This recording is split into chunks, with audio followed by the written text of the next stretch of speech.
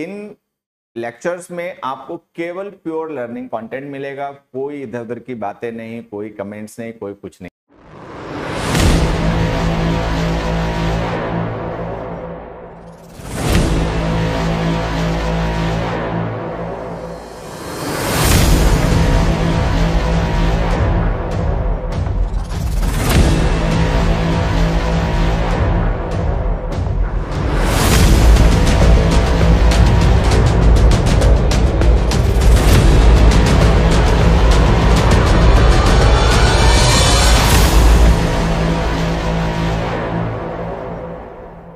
Hello dear learners, अगर आप SSC exam जैसे कि सीजीएल, सीपीओ, सीएचएसएल, एमटीएस की तैयारी कर रहे हैं और इंग्लिश में और अच्छी अपनी तैयारी करना चाहते हैं, बेहतर करना चाहते हैं इंग्लिश में अपने स्कोर को, उसके लिए आपको चिंता है। तो आपकी इस चिंता को दूर करने के लिए, आपकी तैयारी में आपकी मदद करने के लिए हम लेकर आ रहे हैं एसएससी अभिनय मैथ्स यूट्यूब चैनल पर इंग्लिश का एक रिकॉर्डेड बैच, जिसमें आपका ग्रामर, रीडिंग कॉम्प्रिहेंशन और वोकैब इन सबकी तैयारी करवाई जाएगी। अच्छी बात है कि इन लेक्चर्स में आपको केवल प्योर लर्निंग कंटेंट मिलेगा, कोई इधर उधर की बातें नहीं, कोई कमेंट्स नहीं, कोई कुछ नहीं, जिससे कि आपके टाइम का मैक्सिमम यूटिलाइजेशन हो और कम समय में आप फोकस के साथ में अच्छी तैयारी कर पाए, अच्छा सीख पाए, जिससे कि आपके सिलेक्शन का सपना इस बार ही पूरा हो। तो ये क्लासेस आपको मिलेंगी रोज सुबह 9 बजे। तो हमसे जुड़ना ना भूलें, एसएससी अभिनय मैथ्स यूट्यूब चैनल पर रोज सुबह 9 बजे। अच्छी तैयारी करें, अच्छा सीखें और अपने सपनों को पूरा करें। All the best dear learners. Good morning dear learners. आज एक क्लास स्टार्ट करते हैं। कैसे हैं सभी? और ये हम लोगों की प्रैक्टिस क्लास 10। सबसे पहले आज की क्लास में हम लोग डिस्कस करेंगे स्पॉट द एरर के क्वेश्चंस। देखो, he had been doing the job of a physician during the 1990s. During the 1990s वो फिजिशियन की जॉब कर रहा था। एक स्लाइड पे इस बार हमने 2 क्वेश्चन रखे हैं जानबूझ के कि थोड़ा सा जल्दी डिस्कशन हो जाए। The man said that he preferred coffee than tea. ये वाला क्वेश्चन सबको पता होगा कि जो देन होता है कंजंक्शन ऑफ कंपैरिजन होता है। इसका यूज हम तब करते हैं जब हमें ये बताना हो, मतलब इसका कंपैरिजन हम करते हैं, इसका यूज हम करते हैं कंपैरेटिव डिग्रीज के साथ। देन कंजंक्शन ऑफ कंपैरिजन है जिसका यूज हम कंपैरेटिव डिग्री के एडजेक्टिव्स और कंपैरेटिव डिग्री के एडवर्ब्स के साथ करते हैं। ठीक है। प्रेफर्ड जो है ये वर्ब है, ये कोई एडजेक्टिव नहीं है, एडवर्ब नहीं है। कंपैरेटिव डिग्री तो दूर की बात हो गई, ये तो एडजेक्टिव या एडवर्ब ही नहीं है। ठीक है, तो इसके साथ में जो देन हमने लिखा है गलत है, इसको आप हटाइए और इसकी जगह लिखिए टू। तो प्रेफर के साथ में टू का प्रयोग क्या करें? अच्छा, जिस तरीके से हमने प्रेफर के साथ में टू लिखा है, इसी तरीके से इस प्रेफर वर्ब की जो एडजेक्टिव फॉर्म होती है उसके साथ भी टू लिखा करो। जैसे कि मैं अगर एक एग्जांपल लिखूं कि शायद ये एग्जांपल हमने पहले भी डिस्कस किया, नहीं तो एक ध्यान रखना। जैसे हमने लिखा death is more preferable than death is more preferable than dishonor. Answer: death is more preferable than dishonor. सही करो इसे। Death is more preferable than dishonor. Death is more preferable than dishonor. ठीक है। अब यहां पे देखो, 2 चीजें आपको सीखनी है। एक तो प्रेफरेबल के साथ में देन नहीं टू आएगा। ठीक है, एक तो ये सीखो, और दूसरा प्रेफरेबल के साथ में मोर, लेस, मोस्ट मत लिखो। ठीक, तो ये जो एडजेक्टिव्स होते हैं जिनके साथ में हम टू यूज करते हैं, देन नहीं, तो सारे बच्चों को ध्यान रखना उनके साथ में मोर वगैरह भी मत लिखा करो। देखो कौन कौन से वर्ड्स हैं, गिने चुने। प्रेफरेबल है, ठीक है, प्रायर है, जूनियर है,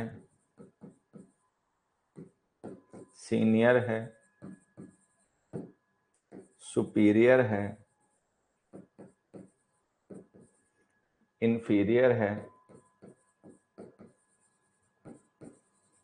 एटसेट्रा। तो जूनियर, सीनियर, सुपीरियर, इंफीरियर, इनके सबके साथ टू लिखा करो, ये बात ध्यान रखनी है। ठीक है, और इनके साथ में मोर, मोस्ट, लेस का यूज नहीं करना। Preferable is preferable. ठीक है, अब उस पे आ जाओ। यहां पर देखो हमने लिखा है बच्चे ही had been doing the job of a physician, ये परफेक्ट कॉन्टिन्यूअस टेंस लिखा है। परफेक्ट कॉन्टिन्यूअस टेंसेस जो होते हैं सारे बच्चों को पता होगा कि परफेक्ट कॉन्टिन्यूअस टेंसेस के साथ में चाहे वो पास्ट का हो, प्रेजेंट का हो, फ्यूचर का हो, पॉइंट या ड्यूरेशन लिखना जरूरी होता है। ठीक है, तो जब हम किसी परफेक्ट कॉन्टिन्यूअस टेंस के साथ में ड्यूरेशन लिखते हैं तो हम प्रीपोजिशन यूज करते हैं फॉर। अगर हम कोई पॉइंट ऑफ टाइम लिखते हैं तो हम उसके साथ प्रीपोजिशन यूज करते हैं सिंस। ऐसे होता है ना। अब यहां पर हमने परफेक्ट कॉन्टिन्यूअस टेंस तो लिखा है, लेकिन देखो हमने ड्यूरिंग लिख रखा है, तो ये ड्यूरिंग गलत है। अब द 1990s के साथ में हम क्या लिखें, फॉर लिखें या सिंस लिखें, ये बताना है। तो बताओ क्या लिखें, फॉर या सिंस?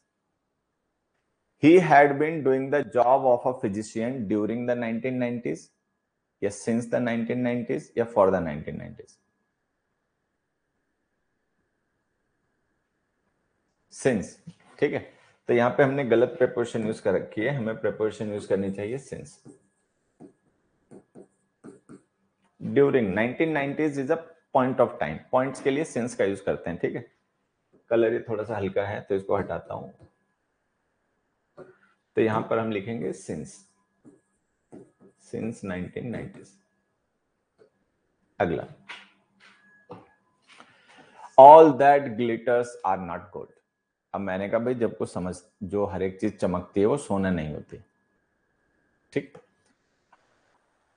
ग्लिटर्स इज या ग्लिटर्स आर, ये एक बार बस बताएं सारे बच्चे, बाकी चीजें छोड़ो। ग्लिटर्स इज या ग्लिटर्स आर, क्या सही होगा बताओ? ग्लिटर्स के साथ में इज लिखना सही है, आर लिखना सही है? नहीं, जो मैं पूछ रहा हूं उस हिसाब से बताओ। ग्लिटर्स के साथ में इज लिखना सही है या आर लिखना सही है? अब ग्लिटर्स अगर नाउन हो प्लुरल तो आर लिखना सही है क्योंकि प्लुरल नाउन है, लेकिन ध्यान देना ये प्लुरल नाउन नहीं है, वर्ब है। देखो ये जो हमने ऑल दैट ग्लिटर्स लिखा है ना बच्चे, इसमें ये ऑल सब्जेक्ट है। ठीक है, आर वर्ब है, नॉट गोल्ड उसका कॉम्प्लीमेंट है। आर लिंकिंग वर्ब है ना, तो कॉम्प्लीमेंट है, और ये हमारी मेन क्लॉज है। या एक काम करें, इसको ऐसे नहीं लिखना चाहिए था, इसको हमें ऐसे नहीं, एक मिनट बच्चा, देखो ऐसे समझो कि ये जो ऑल है ना ये सब्जेक्ट है, आर नॉट गोल्ड जो है वो इसका प्रेडिकेट है। ठीक है, ऑल आर नॉट गोल्ड ये हमारी मेन क्लॉज है।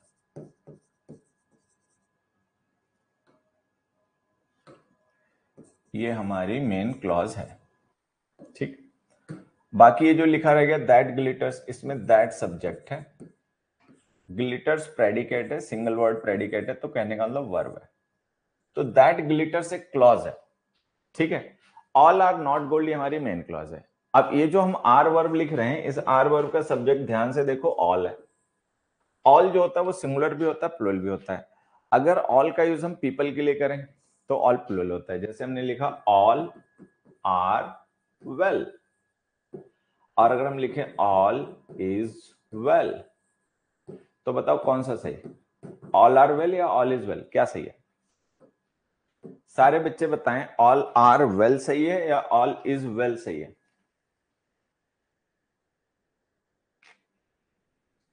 ऑल इज वेल सही है या ऑल आर वेल सही है? बस ये बता दो।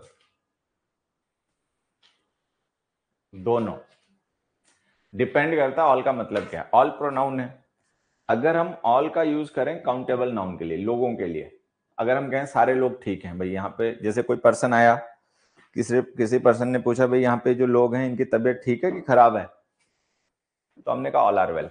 ऑल आर वेल का मतलब सारे लोग, ऑल आर वेल का मतलब ऑल पीपल, सभी लोग ठीक हैं, तो ये लोग आर आ गया। अगर किसी ने पूछा भाई क्या हालचाल है आजकल यहाँ पर, ठीक है, कैसा काम धंधा चल रहा है, लोगों की बात नहीं हो रही, काम धंधे की बात हो रही, तो हम कहेंगे ऑल इज वेल, सब कुछ ठीक है। तो ऑल का मतलब यहां पर है एवरी वन। ठीक है, और यहां पर ऑल का मतलब है एवरीथिंग। तो अगर आप ऑल का मतलब एवरी वन मान रहे हैं, एवरी वन का मतलब पीपल, तो आपको लिखना पड़ेगा all are well. All are well का मतलब एवरी वन इज वेल। और अगर आप ऑल का मतलब एवरीथिंग मान रहे हैं तो आपको लिखना पड़ेगा, ठीक है, आपको लिखना पड़ेगा ऑल इज वेल। तो ऑल आर वेल भी सही, ऑल इज वेल भी सही, दैट डिपेंड्स कि आप ऑल का यूज किसके लिए कर रहे हो। तो वहां पर हमने ऑल के साथ में आर लिखा है, ऑल आर नॉट गोल्ड। तो उस ऑल का मतलब हम क्या माने, एवरीवन या एवरीथिंग, वैसे बताओ। जो हमारा क्वेश्चन है बच्चे, उसमें हम ऑल का मतलब क्या माने, एवरीवन माने या एवरीथिंग माने?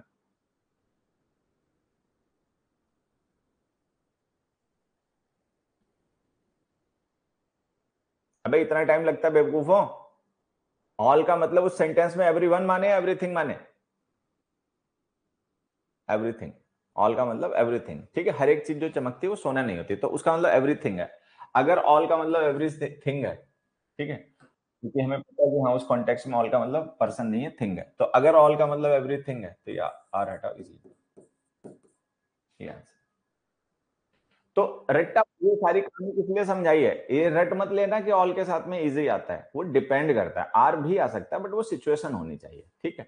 तो ये सारी कहानी इसलिए समझाइए, इतना डिटेल में इसलिए बात बताइए कि जिससे कोई बच्चा हमारा ये ना रट ले कि ऑल के साथ सिंगुलर वर्ब आती है, प्लूरल वर्ब आती है। वो डिपेंड करता है ऑल के कॉन्टेक्स्ट पे, कि किस कॉन्टेक्स्ट में आप ऑल का यूज कर रहे हो, इस पर डिपेंड करता है कि वर्ब सिंगुलर आएगी या प्लूरल आएगी, ठीक है। चलो नेक्स्ट बात। नेक्स्ट हमने लिखा अ species is considered endangered when it is in a very high risk of extinction in the world. चलो दिमाग लगाओ, सेंटेंस पढ़ो, सेंटेंस पढ़कर समझने की कोशिश करो और आंसर बताओ। A species is considered endangered, endangered का मतलब होता है खतरे में होना, ठीक है। When it is in a very high risk,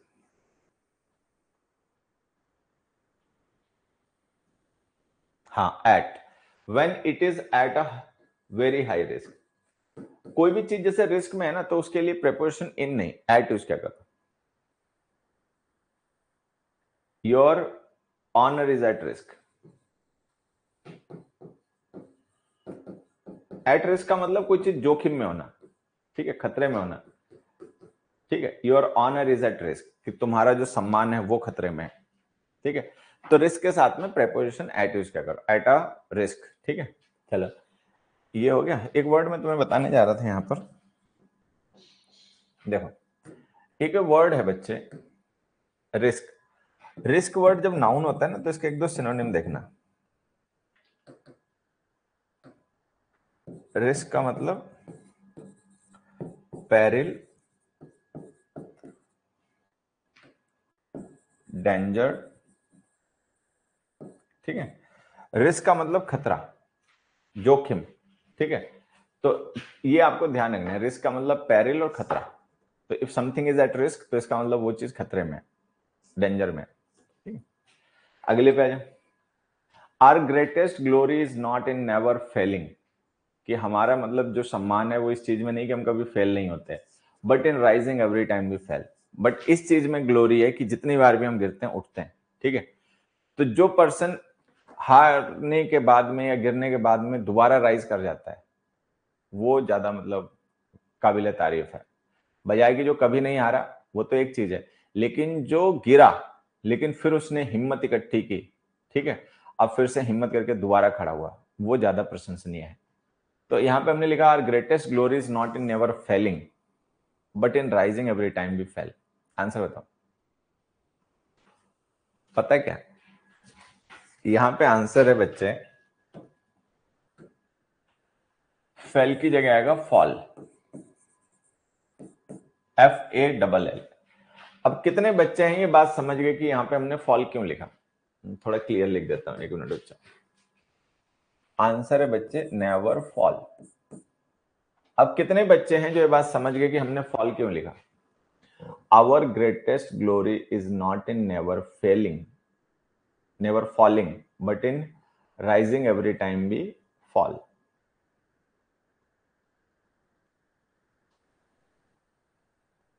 नहीं समझ में आया? चलो मैं बताता हूं। देखो दो वर्ब्स होती हैं बच्चे, ठीक, दो वर्ब्स होती हैं। एक वर्ब होती है फॉल और एक वर्ब होती है फेल। ये दोनों फर्स्ट फॉर्म है। फॉल की सेकेंड फॉर्म फेल है और फेल की सेकेंड फॉर्म फेल्ड है। फॉल की थर्ड फॉर्म फॉलन है और थर्ड फॉर्म फेल की फेल्ड है, ठीक। फॉल का मतलब होता है गिरना, हैपनिंग है और ये इंट्रांसिटिव वर्ब है। फेल का मतलब होता है गिराना, डूइंग है और ये ट्रांसिटिव वर्ब है। तो सबसे पहले हमें ये समझना है कि जो फॉल है वो इंट्रांसिटिव वर्ब है। एक मिनट बच्चों,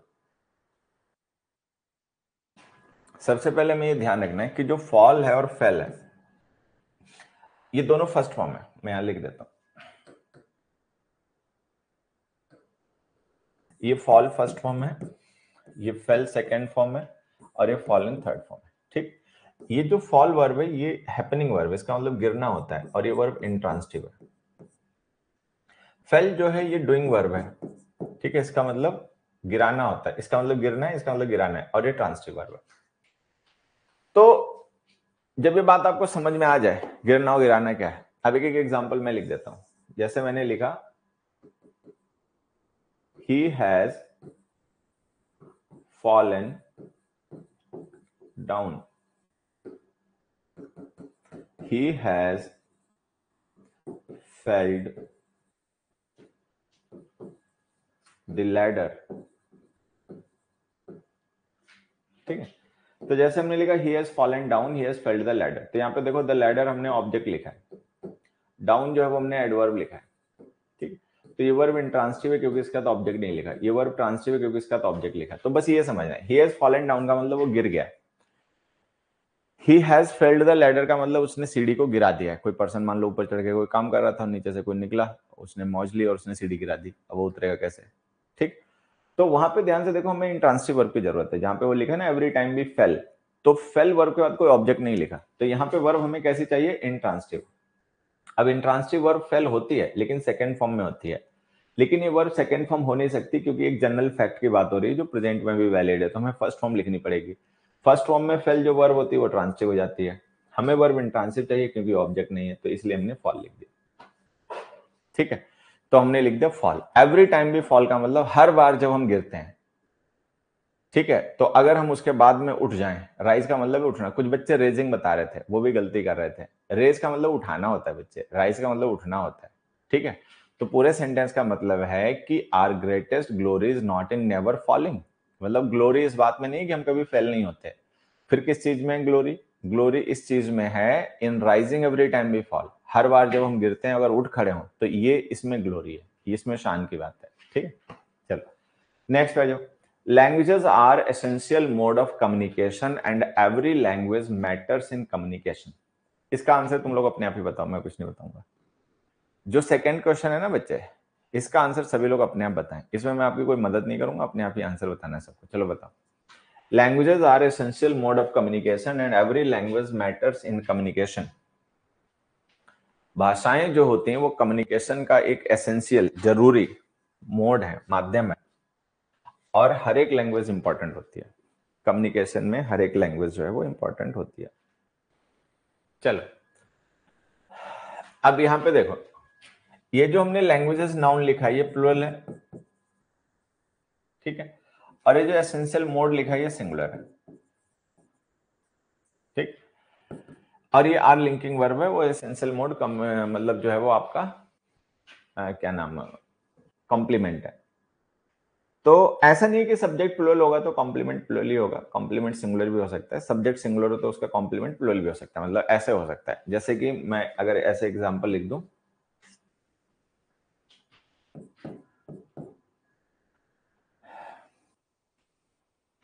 the problem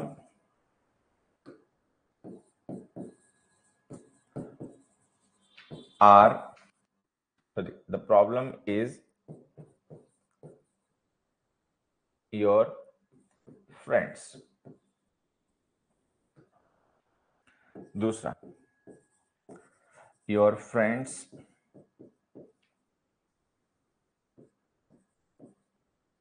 are the problem।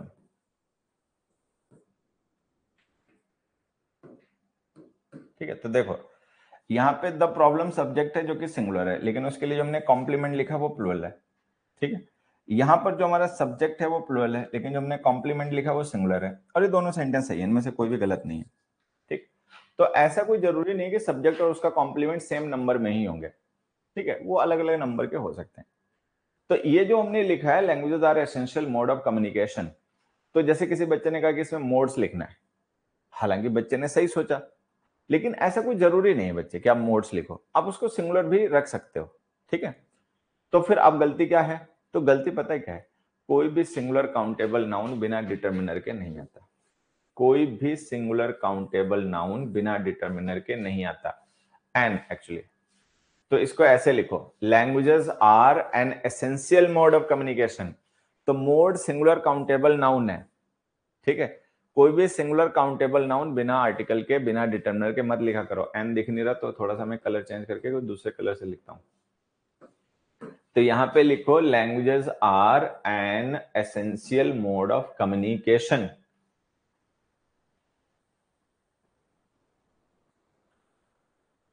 ठीक है, कोई भी सिंगुलर काउंटेबल नाउन बिना डिटर्मिनर के मत लिखा करो। मोड काउंटेबल भी और सिंगुलर भी, तो कोई भी सिंगुलर नाउन आप बिना आर्टिकल लिखोगे तो गड़बड़ हो जाएगी, तो उसको इस तरीके से लिखा करो, ठीक है। चलो, इसी से रिलेटेड एक क्वेश्चन मैं ऐसे पूछ देता हूं।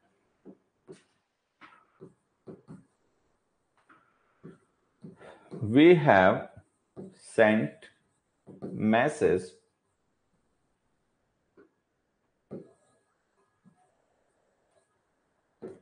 to the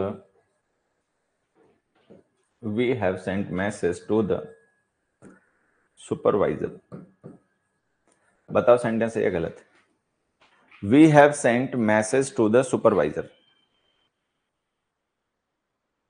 We have sent message to the supervisor।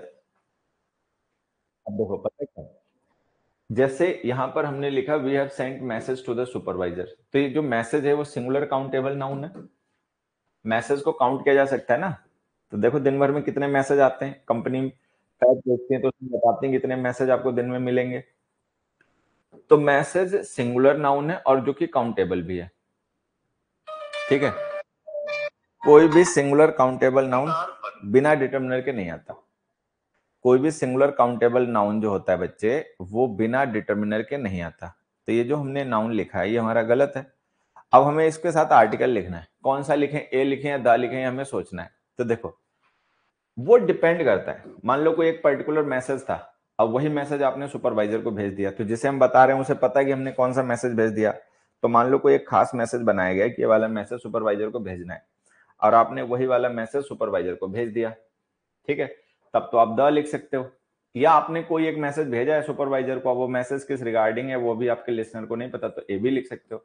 मतलब ए लिखो या द लिखो वो तुम्हारी मर्जी है, लेकिन लिखो, ये हमारी मर्जी है।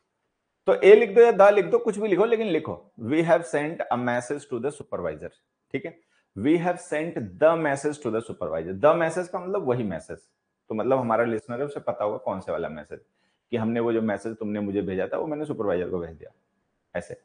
तो ए या द कुछ भी लिख सकते हो, सिंगुलर काउंटेबल नाउन बिना डिटर्मिनर के नहीं लिखने, ये मेन बात सबको ध्यान रखनी है। अगले क्वेश्चन पे the matter has resolve and after long deliberations among the members of the team. हमने कहा कि टीम मेंबर्स के बीच में बहुत, डेलिबरेशंस का मतलब है डिस्कशन, ठीक है। लॉन्ग डेलिबरेशंस, लॉन्ग डिस्कशंस के बाद में जो मतलब मैटर है वो फिर रिजॉल्व हो गया। चलो अगला बताओ, care has been taken to ensure safety and security of the participants in the event. अच्छा एक चीज बताओ, रिजॉल्व का मतलब रिजॉल्व होना होता है, करना होता है? मतलब जो मैं एक छोटी सी बात पूछ रहा हूँ सारे बच्चे वो बताएंगे। रिजॉल्व का मतलब रिजॉल्व करना होता है बच्चे, रिजॉल्व होना होता है। मतलब रिजॉल्व जो वर्ब है ना, इसका मतलब क्या है, रिजॉल्व होना हैपनिंग, या रिजॉल्व करना डूइंग।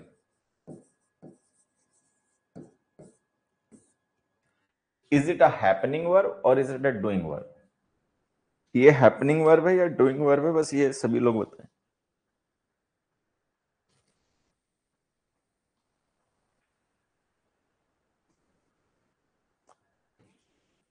ये डूइंग होती है। रिजॉल्व का मतलब रिजॉल्व करना होता है, होना नहीं होता। तुम लोग तो अभी ध्यान नहीं देते, अक्सर पढ़ने को सुनने को मिलता रहता है, the team resolve my query. The team resolve my query का मतलब टीम ने क्वेरी को रिजॉल्व कर दिया, तो ये डूइंग वर्ब होती है, हैपनिंग नहीं होती, ठीक है। पहली बात तो सारे बच्चे ये ध्यान रखेंगे। अब यहाँ पे देखो, ये जो हमने वर्ब लिखी है हैज रिजॉल्व, ठीक है, ये वर्ब हमने एक्टिव वॉइस में लिखी है, ठीक है। और इस वर्ब का सब्जेक्ट मैटर है। मैटर का मतलब कोई मुद्दा, कोई मसला, ठीक है, कोई क्वेरी। तो जो मैटर है वो रिजॉल्व करेगा या मैटर को कोई और रिजॉल्व करेगा, बस ये बता दो। जो हमने हैज रिजॉल्व वर्ब के साथ में सब्जेक्ट लिखा है द मैटर, तो वो मैटर जो हमारा सब्जेक्ट है वो रिजॉल्व करेगा, ठीक है, या कोई मैटर को रिजॉल्व करेगा। सब्जेक्ट डूअर है वर्ब का यहाँ पे जो लिखा है वो, या कोई और है, कोई और होगा। मैटर तो रिजॉल्व नहीं करेगा, मैटर को कोई और रिजॉल्व करेगा। तो कहने का मतलब ये वर्ब कैसी होनी चाहिए, पैसिव। जब कभी भी वर्ब का सब्जेक्ट नहीं बल्कि कोई और डूअर हो तो वर्ब होनी चाहिए पैसिव। अब किसी भी वर्ब को जब हम पैसिव वॉइस में यूज करते हैं तो हमें क्या करना पड़ता है, उसकी मेन वर्ब की थर्ड फॉर्म से पहले बी की फॉर्म लिखनी पड़ती है। अब थर्ड फॉर्म तो पहले से ही लिखी हुई है, रिजॉल्व हैज के साथ थर्ड फॉर्म ही आती है, तो रिजॉल्व थर्ड फॉर्म तो पहले से ही लिखी हुई है, हमें इसके साथ में बी की फॉर्म लिखनी है। तो इस रिजॉल्व से पहले हमें कोई ना कोई बी की फॉर्म लिखनी है जिससे कि वर्ब पैसिव बन जाए। अब बताओ कौन सी बी की फॉर्म लिखें, बी की फॉर्म तो बहुत होती है, is, am, are, was, were, been, being, कौन सी लिखें, बीन। क्यों, क्योंकि हैज इससे पहले लिखा हुआ है, हैज के साथ थर्ड फॉर्म ही लिखी जा सकती है, तो बी की थर्ड फॉर्म बीन होती है, तो हम वही लिख देंगे। The matter has been resolved after long deliberations among the members of the team. ठीक है, तो ये हमारा पहले क्वेश्चन का आंसर हो गया। The matter has been resolved after long deliberations among the members of the team. अब दूसरे पे आ जाओ। दूसरे में हमने लिखा care has been taken to ensure safety and security of the participants in the event. ठीक है, अब मुझे एक छोटी सी बात तुम लोगों से, मतलब पहले तुम लोग अपना दिमाग लगा लो, चलो अपने आप भी सोचो, सब मैं ही बता दूंगा तो तुम सीख नहीं पाओगे। नेक्स्ट क्वेश्चन सभी बच्चे अपने आप पढ़ें, पढ़कर समझें और देखें उसमें क्या मिस्टेक हो सकती है और उसको कमेंट करके बताएं।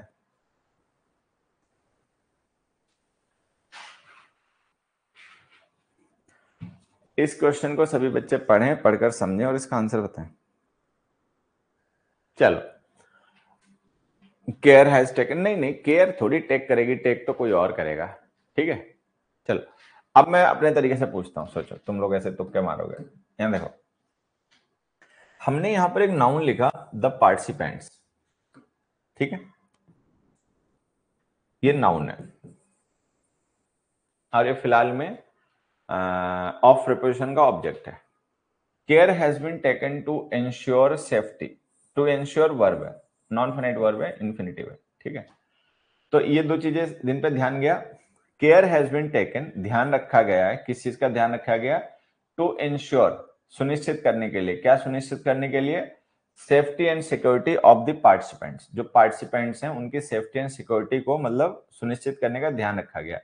अब इन सारी चीजों के बाद में देखोगे एक हमने प्रेपोजिशनल फ्रेज लिखी है इन द इवेंट, ठीक।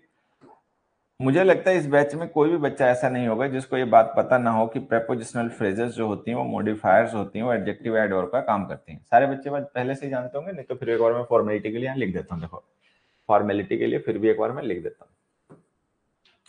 प्रेपोजिशनल फ्रेज मतलब preposition plus object of the preposition. जब हम कोई प्रेपोजिशन लिखते हैं उसका ऑब्जेक्ट लिखते हैं, तो जो फ्रेज बनती है ना, इसको हम प्रेपोजिशनल फ्रेज कहते हैं। और ये फ्रेज एक मॉडिफायर होती है जो सेंटेंस में एडजेक्टिव का या एडवर्ब का काम करती है। वो या तो किसी नाउन प्रोनाउन को डिस्क्राइब करती है, विच वर्ड काइंड ऑफ का रिप्लाई होती है, या किसी वर्ब एडजेक्टिव एडवर्ब को डिस्क्राइब करती है। आसान तरीका फिलहाल में ये होता है कि अगर सेंटेंस में लिखी गई प्रेपोजिशनल फ्रेज, ठीक है, विच या व्हाट काइंड ऑफ का रिप्लाई हो तो वो एडजेक्टिव होती है। अगर वो विच या व्हाट काइंड ऑफ का रिप्लाई हो और सेंटेंस में किसी नाउन प्रोनाउन को डिस्क्राइब कर रही हो तो वो प्रेपोजिशनल फ्रेज एडजेक्टिव होती है। अगर प्रेपोजिशनल फ्रेज सेंटेंस में व्हेन, वेयर, व्हाई, हाउ का रिप्लाई हो, व्हेन, वेयर, व्हाई, हाउ का रिप्लाई हो, ठीक है, तो वो एडवर्ब होती है। चलो, तो अब बस तुम मुझे ये बता दो कि इन द इवेंट जो हमने प्रेपोजिशनल फ्रेज लिखी है वो हमने किसके लिए सेंटेंस में यूज करी होगी। वैसे तो बहुत ऑप्शन है, लेकिन मैं तुम्हें दो ही चीजों पे ध्यान देना चाहता हूं। एक तो टू एंश्योर वर्ब है, इस पे ध्यान दो। क्या हम इन द इवेंट लिखकर टू एंश्योर वर्ब के प्लेस को डिस्क्राइब कर रहे हैं, वेयर, या फिर हम पार्टिसिपेंट्स को डिस्क्राइब कर रहे हैं, which participant, what kind of participants, बस, ठीक। तो वैसे तो बहुत सोच सकते हो, लेकिन बहुत पे ध्यान मत ले जाओ। दो चीजें हैं जिन पे मैं चाहता हूं तुम ध्यान दो। ये जो इन द इवेंट हमने फ्रेज लिखी है, ये हमने वेयर को अप्लाई करने के लिए लिखी है कि care has been taken to ensure the safety and security of participants, where, where to ensure the security and safety, कहां पर आप सुनिश्चित करने के लिए। तो या तो ये इन द इवेंट फ्रेज ये मान लो कि टू इंश्योर वर्ब का डिस्क्रिप्शन है, वेयर का रिप्लाई है, या फिर ये मान लो कि इन द इवेंट जो प्रेपोजिशनल फ्रेज है वो पार्टिसिपेंट्स का डिस्क्राइब है कि विच पार्टिसिपेंट्स, कौन से वाले पार्टिसिपेंट्स, ठीक है, किन पार्टिसिपेंट्स की सेफ्टी एंड सिक्योरिटी का मतलब ध्यान रखने के लिए व्यवस्था करी गई है। ये सोच समझ के बता दो बस।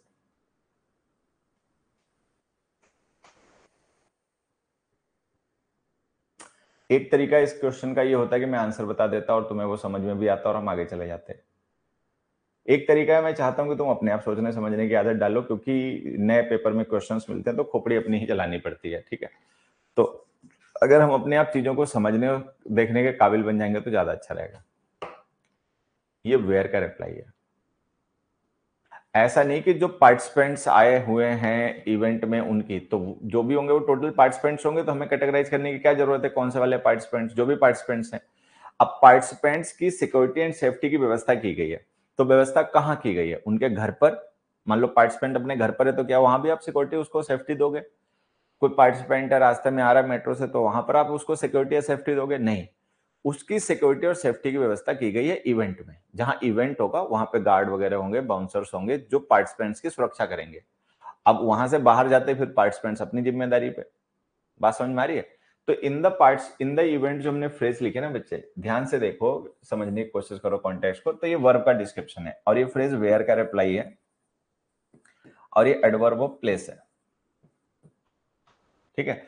एडवर्ब ऑफ प्लेस है अगर ये, ठीक है, तो गैदरिंग पॉइंट्स की प्रेपोजिशन इन नहीं एट होती है, एट लिखो, तो ये आंसर है। तो आंसर है at the event. Care has been taken to ensure safety and security of the participants at the event. Event पर, इवेंट जहां पर है वहां पर उस पॉइंट को, तो at is the preposition of point, सारे बच्चों को पता होगा। एट का यूज हम करते हैं ऐसे प्लेसेस को रेफर करने के लिए जो किसी पॉइंट को रिप्रेजेंट करते हो, जैसे at the cinema, at the party, at seminar, at function, at workshop, होता है at webinar, at railway station, at a meeting. तो जब हमें किसी पॉइंट को रेफर करना हो, किसी प्लेस को एज अ पॉइंट रेफर करना हो, तो उसके लिए प्रिपोजिशन एट लिखा था। तो ये इसका आंसर है बच्चे। टेढ़ा क्वेश्चन है बट पेपर में तो कुछ भी आता है, कैसा भी आता है, इससे भी टेढ़े टेढ़े आ चुके हैं, ठीक है। चलो नेक्स्ट पे आ जाओ। Indian film industry is considered to be one of the symbol of cultural and social life. ये किसी बच्चे का गलत नहीं होना चाहिए। सभी कमेंट सब करेंगे, गलत किसी का नहीं होना चाहिए। मैं देख रहा हूं सबके कमेंट करो इसका आंसर, मैं पानी ले लूं। चलो भाई आंसर किया सबने। देखो इसमें भी गड़बड़ कर ली, इतना तुम लोगों को समझाते रहते हैं लेकिन पता नहीं तुम लोग समझते नहीं हो। ये गलती करने वाले थोड़ी होते हैं बेटा क्वेश्चन। सिंबल्स,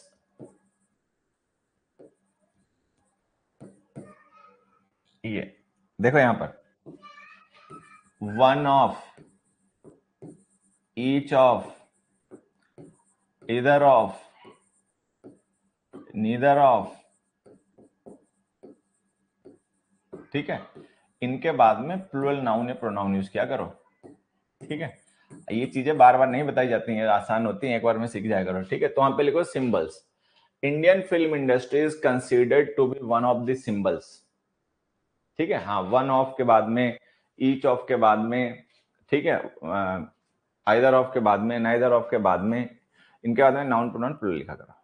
चलो अगले पे आ जाओ। Despite the help they received from others, जो दूसरों से उनको मदद मिली उसके बावजूद, they could not succeed to solve the mystery, कि वो मिस्ट्री को सॉल्व नहीं कर पाए।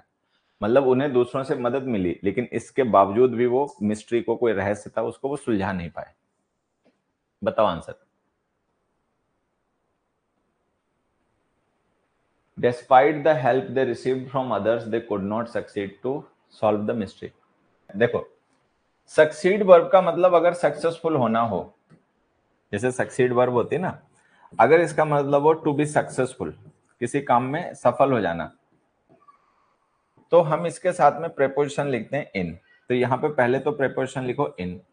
जब इन लिख दोगे तो ये जो इन्फिनिटिव है ये जेरेंड बन जाएगा और यहाँ पे लिखो सॉल्विंग। तो आंसर ही है despite the help they received from others they could not succeed in solving the mystery, ठीक है। ये आंसर हो गया। अगले पे आ जाओ।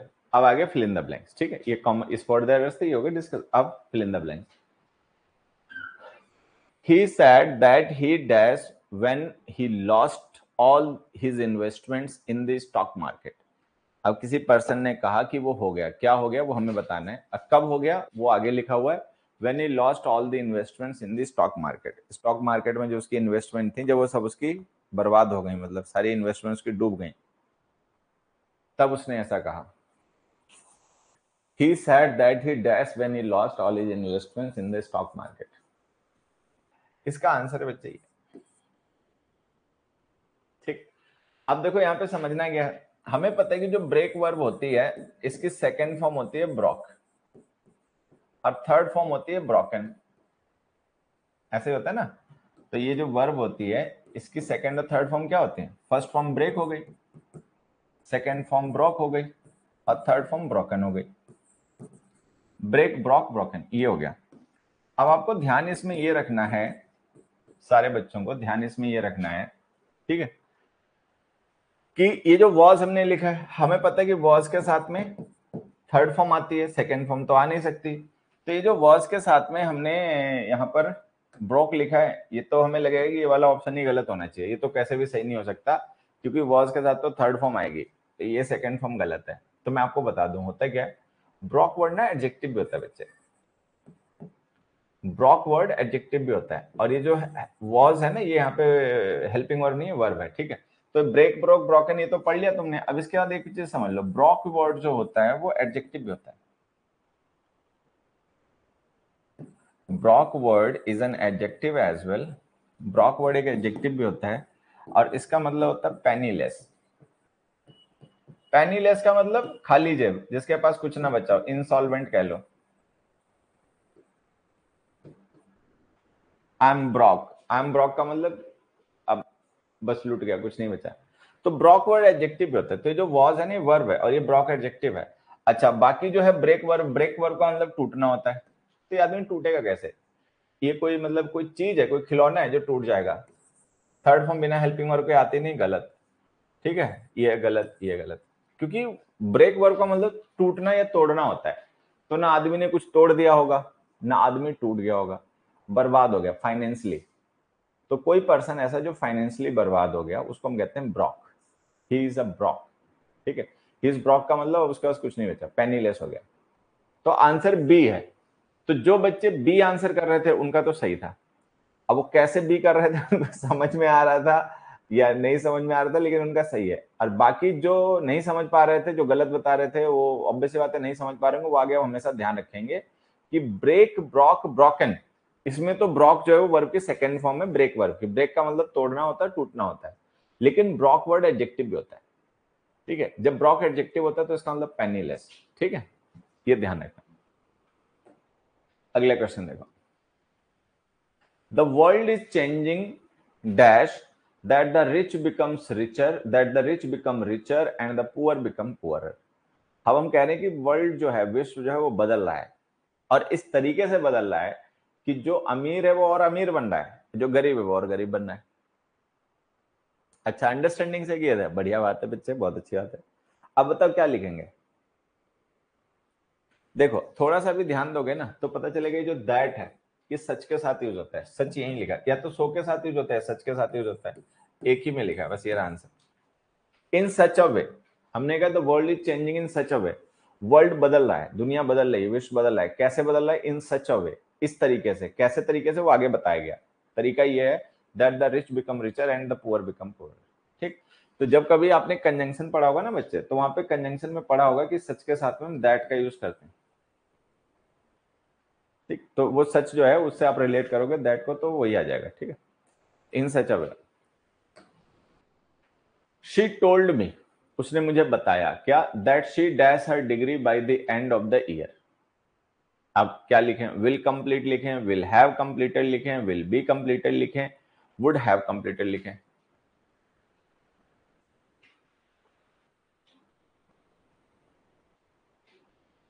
सारे बच्चे इसका आंसर बताएं। ये जो क्वेश्चन है ना बच्चे, इसका सारे बच्चे आंसर बताएं। B, will have completed, very good. बाकी लोग भी बताएं, ए या बी या सी या डी, अपने आप बता दो, वो तो फिर क्या ही बात है इसमें।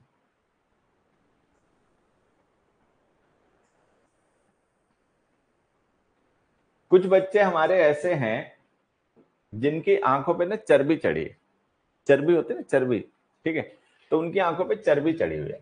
ये देखो मेन क्लॉज पास्ट में, अगर मेन क्लॉज पास्ट में तो सबऑर्डिनेटिंग क्लॉज भी पास्ट में होगी, उसमें प्रेजेंट या फ्यूचर टेंस नहीं यूज कर पाओगे। तो ये जो विल लिखे बैठे हो ना, ये सब जगह गलत हो जाएगा। ये सबसे आसान क्वेश्चन था वैसे, ये सबसे आसान क्वेश्चन था। पास्ट में विल तो यूज होता नहीं बेटा, पास्ट में तो वुड यूज होता है। इसको ऐसे समझना, जिन बच्चों को अभी भी ना बात समझ में आए ना, वो यहां से समझे। जैसे मैंने लिखा दे said that he will help us, they said that he will help us। तो यहां देखो, ये हमारी मेन क्लॉज है, ठीक है, और ये हमारी सबऑर्डिनेटिंग क्लॉज है। तो ये जो मेन क्लॉज है ये हमारी पास्ट में है, सबऑर्डिनेटिंग क्लॉज फ्यूचर में है। तो अगर मेन क्लॉज पास्ट में हो तो उसकी जो सबऑर्डिनेटिंग कोऑर्डिनेट क्लॉज होती हैं वो भी पास्ट में हो जाती हैं। पास्ट में विल शैल यूज होते नहीं, इनकी जगह वुड यूज होता है। बताओ,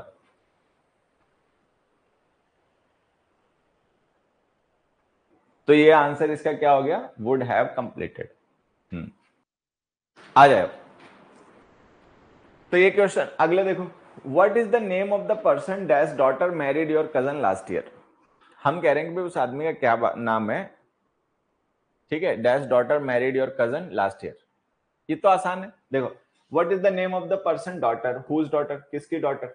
तो यहां पर हमें हुज का रिप्लाई लिखना है। मतलब बेसिकली बात ये है, आप ऐसे समझ लो कि यहां पर हमने सब्जेक्ट तो लिख ही रखा है, एक मिनट, सब्जेक्ट तो हमने लिख ही रखा है डॉटर। अब इसके साथ हमें डिटर्मिनर लिखना है, ठीक है।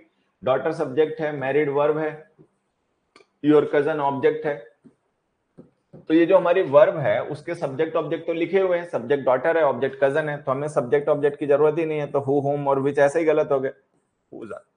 हुज डिटर्मिनर होता है। हु क्या होता है, ये नॉमिनेटिव केस का प्रोनाउन होता है जिसको हम एज ए सब्जेक्ट यूज करते हैं सेंटेंस में, सब्जेक्ट दे रखा है। हुम ऑब्जेक्ट होता है, ठीक है, ऑब्जेक्ट दे रखा है, ठीक।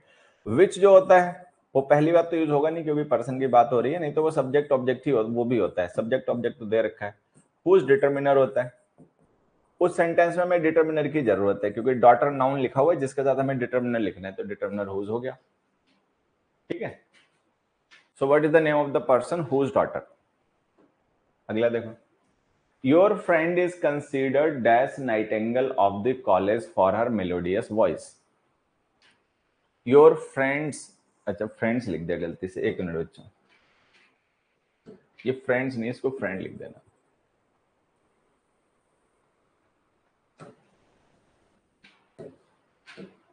ठीक है। Your friend is considered dash nightingale of the college for her melodious voice.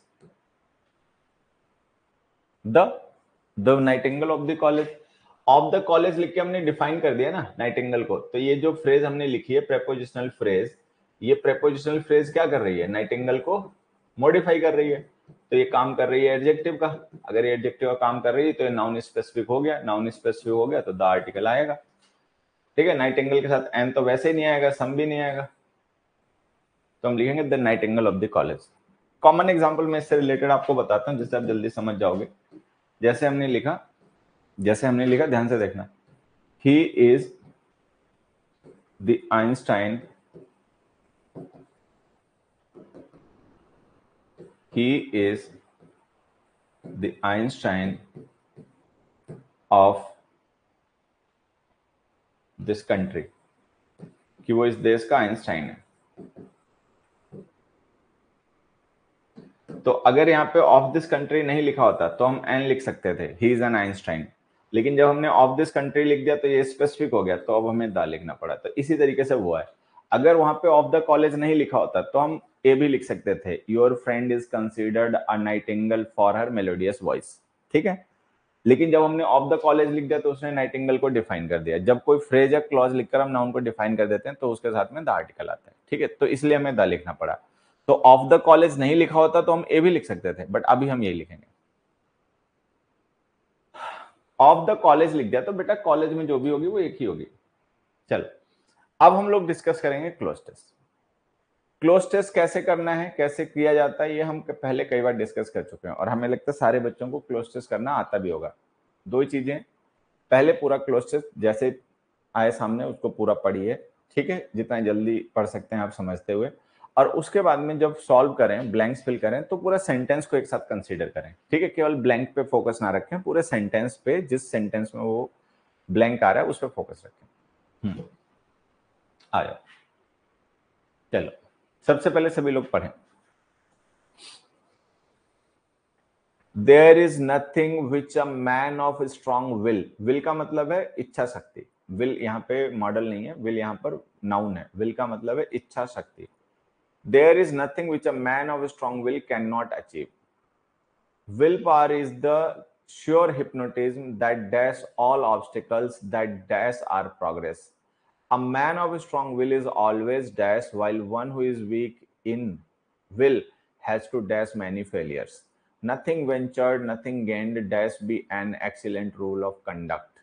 But no strong will, no dash is the greatest dash of life. All difficulties melt away before a dash mind. Very often we attribute our dash to chance, fate or stars. ठीक है, एक minute रुक जा। हरे Ram. We blame our luck, but dash do we examine our minds, the weakness of which is really responsible for our failures. ठीक है, तो बात समझ में आ गई। इच्छा शक्ति की बात हो रही है कि कोई भी पर्सन जो मतलब दृढ़ इच्छा शक्ति वाला है, ठीक है, जिसकी विल मजबूत है, जल्दी से जिसकी हिम्मत नहीं टूटती, ठीक है, वो सफल हो जाता है। अक्सर हम अपनी नाकामियों को भाग्य के भरोसे, किस्मत के भरोसे, दूसरी चीजों के भरोसे छोड़ देते हैं, लेकिन कभी क्या हम एग्जामिन करते हैं खुद को, अपनी विल को, जिसकी कमजोरी की वजह से हम असफल होते हैं। मतलब इस तरीके का सेंटेंस है। अब देखो, अगर हम ध्यान से देखें तो ये जो पूरा हमारे पास क्लोज टेस्ट है, इसमें सेंटेंस देखो कितने हैं। एक सेंटेंस, ठीक है, उसके बाद फिर यहां से लेकर यहां तक है दो सेंटेंस, फिर यहां से लेकर है तीन सेंटेंस, फिर यहां से चौथा शुरू हो रहा है, चार सेंटेंस, फिर यहां से पांचवा शुरू हो रहा है, पांच सेंटेंस, फिर यहां से छठा शुरू हो रहा है, छह सेंटेंस, फिर यहां से सातवां शुरू हो रहा है, सात सेंटेंस। मतलब पूरा क्लोज टेस्ट 7 सेंटेंसेस में, पूरा क्लोज टेस्ट जो है वो 7 सेंटेंसेस है। ये मैक्सिमम है, मैक्सिमम, ठीक है। आपने क्लोज टेस्ट इससे बड़ा देखा होगा, बट इससे ज्यादा सेंटेंसेस का शायद नहीं देखा होगा, ठीक है। जनरली होता है क्या है कि जो एसएससी एग्जाम्स में क्लोज टेस्ट आते हैं वो 5-6 इतने सेंटेंस के ही होते हैं, ठीक। सेंटेंसेस बड़े बड़े होते हैं, वो एक अलग बात है कि सेंटेंसेस बड़े बड़े होते हैं, लेकिन होते हैं 5-6, ठीक। तो इसमें 7 है, मैक्सिमम साइड वाला है ये, ठीक है। आ जाओ शुरू करते हैं। तो कॉन्टेक्स्ट हमें समझ में आ ही गया, बात तो समझ में आ गई क्या बात चल रही है क्लोज टेस्ट में। आ जाओ। There is nothing which a man of strong will can not achieve, कुछ भी ऐसा नहीं है कि जो एक दृढ़ इच्छा शक्ति का आदमी मतलब अचीव ना कर पाए। Will power is the sure hypnotism, will power जो है वो एक सटीक हिप्नोटिज्म, श्योर निश्चित हिप्नोटिज्म है। That dash all obstacles, obstacles का मतलब होता है परेशानियां, दिक्कतें, और जैसे रास्ते में जो मतलब होते हैं ना पत्थर, जो आपकी अवरोध, ऑब्स्टिकल्स का मतलब अवरोध, ठीक है। तो श्योर हिप्नोटिज्म जो है जो सॉरी विल पावर जो है, that is the sure hypnotism that dash all obstacles, जो सारे ऑब्स्टिकल्स को करता है। क्या करता है? ओवरकम करता है, प्रिवेंट करता है, स्किप करता है, अवॉइड करता है। ओवरकम, ओवरकम का मतलब विजय पाना, कोई मुसीबत है, कोई परेशानी है, उससे उबरना, उससे पार जाना, ठीक है। तो इसमें आ जाएगा overcome, that overcomes all obstacles that dash our progress, जो हमारी प्रोग्रेस को करते हैं। ऑब्स्टिकल्स हमारी प्रोग्रेस को क्या करेंगे? एडवांस करेंगे? नहीं, एडवांस करेंगे तो उनको ऑब्स्टिकल क्यों कहेंगे? हिंडर करते हैं, एक्सेलरेट करते हैं, हेल्प करते हैं। हिंडर, हिंडर का मतलब होता है टांग अड़ाना, किसी चीज को रोकना, अवरोध तैयार करना, ऑब्स्ट्रक्ट करना, ठीक। तो यहां पे आ जाएगा हिंडर। अब देखो मैं एक दो वर्ड आपको बता देता हूं। एक वर्ड है ऑब्स्ट्रक्ट। ऑब्स्ट्रक्ट जो वर्ड है ना बच्चे, ये वर्ब होता है, ठीक है। इसका मतलब हो गया हिंडर, ब्लॉक, थ्वाट,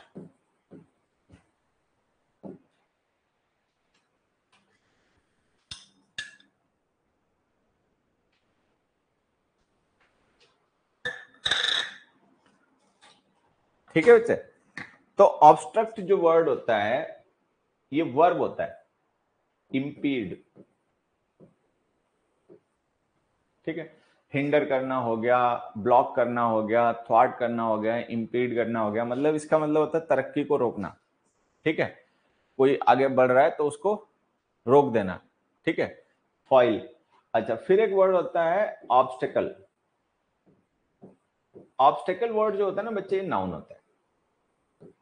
ऑब्स्टेकल वर्ड जो होता है ये नाउन होता है। ऑब्स्टेकल का मतलब होता है रुकावट, इसका मतलब होता है ऑब्स्ट्रक्शन,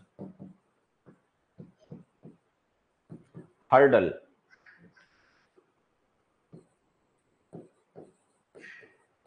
इम्पेडिमेंट,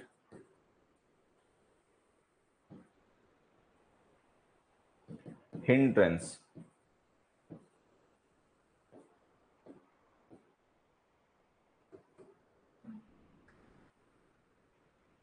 ठीक है। तो ये आपको कुछ वर्ड्स हैं, ये ध्यान रख लेना, वो क्या पार्ट में काम आ जाएंगे, ठीक है। तो ऑब्स्ट्रक्ट जो है वो एक वर्ब है और ऑब्स्टिकल जो है वो नाउन है।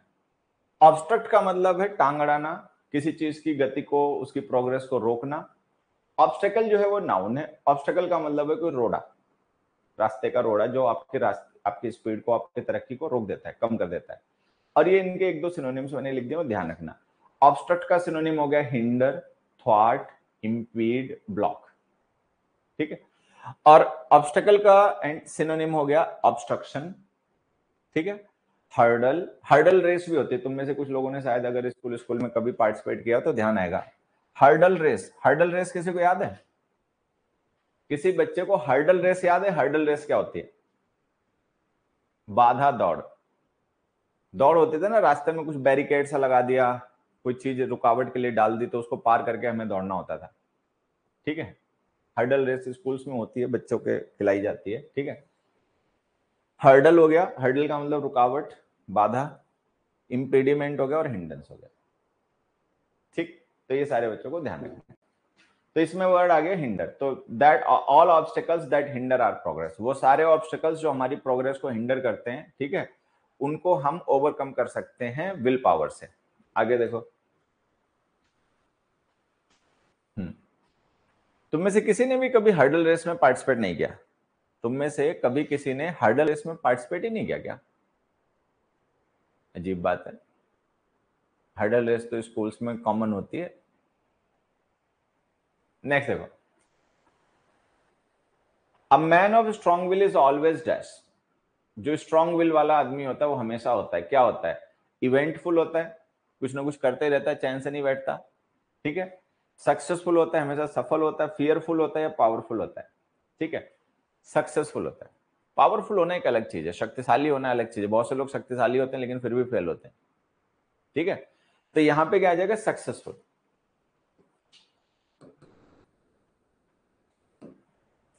मजबूत इच्छा शक्ति का आदमी हमेशा ही सफल होता है, ठीक है। While one who is weak, लेकिन वो जो कमजोर होता है, कमजोर किसमें? विल पावर में, has to face many failures, उसको कई असफलताएं मिलती हैं, ठीक है। तो जो कमजोर इच्छा शक्ति का होता है उसको कई असफलताएं करनी पड़ती हैं। क्या करनी पड़ती हैं? अवॉइड, ऑमिट, ऑमिट का मतलब मिटा देना, ओवरकम, उनसे विजय पाना, विजय प्राप्त करना, फेस, फेस करना। तो यहाँ पे आ जाएगा फेस, फेस का मतलब सामना करना, ठीक है, बर्दाश्त करना।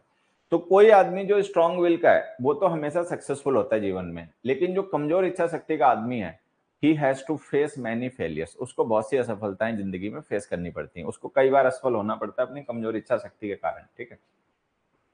नथिंग वेंचर्ड, नथिंग गेंड, ये एक प्रोवर्ब है, ठीक है, कि कुछ भी नहीं किया कुछ भी नहीं पाया। भाई कुछ करोगे ही नहीं तो कुछ मिलेगा ही नहीं। वेंचर करना मतलब रिस्क लेना। जैसे एक वर्ड होता है एडवेंचरस, जो लोग एडवेंचर पे जाते हैं, रिस्की काम करते हैं, जोखिम भरे काम करते हैं। Man versus wild, Bear Grylls, Bear Grylls का शो देखा होगा ना, मैन वर्सेस वाइल्ड। तो वो देखो कहां कहां घूमता है, पहाड़ों पर, घने जंगलों में, ठीक है, रेगिस्तानों में। तो वो क्या करता है? एडवेंचर करता है।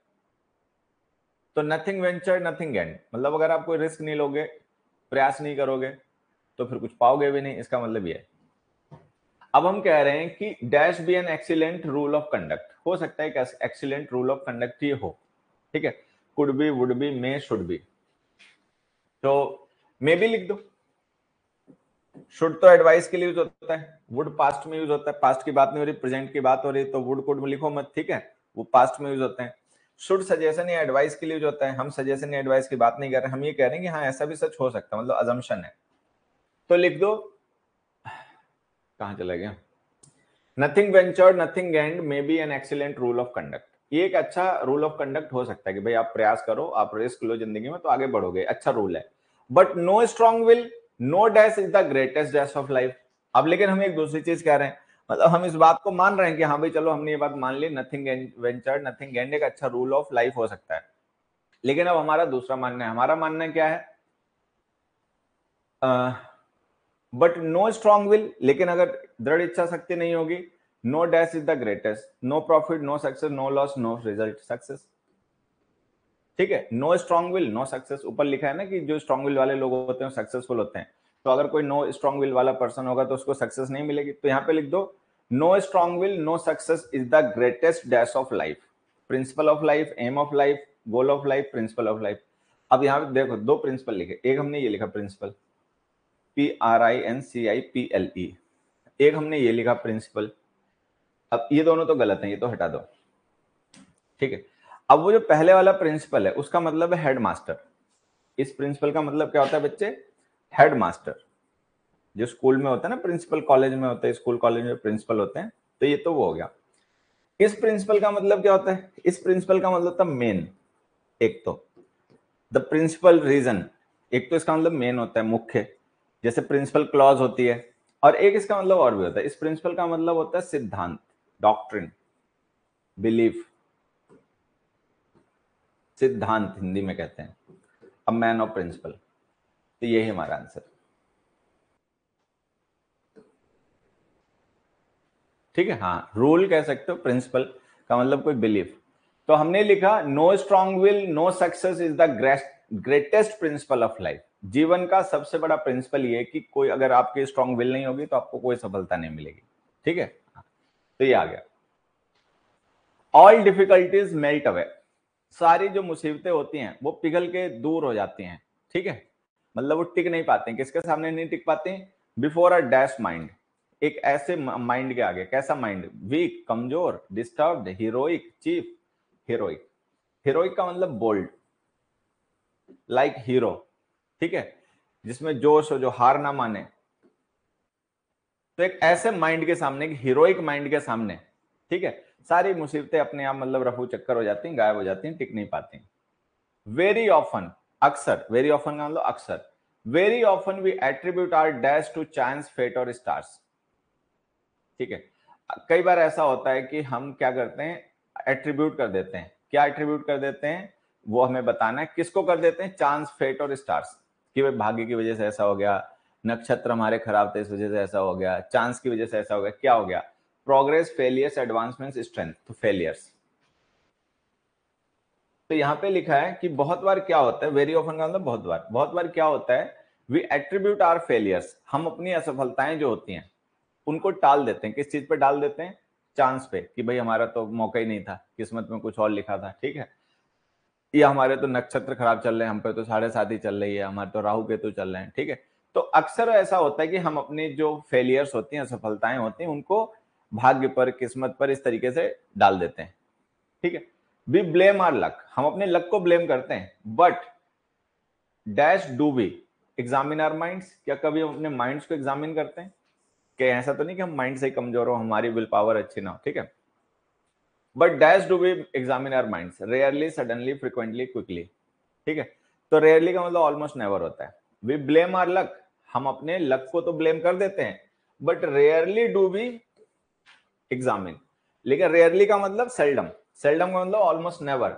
तो rarely do we examine our minds, हम अपने असफलताएं जो वो किस्मत के ऊपर डाल देंगे, किस्मत को कोसेंगे कि किस्मत की वजह से हम असफल हो गए, हमारा दिन अच्छा नहीं था, ठीक है, हमारी किस्मत सही नहीं चल रही है। But rarely do we examine our minds, लेकिन हम अपने माइंड्स को मुश्किल से ही, मतलब almost never, we never examine our minds, हम अपने माइंड्स को कभी एग्जामिन नहीं करते, ठीक है।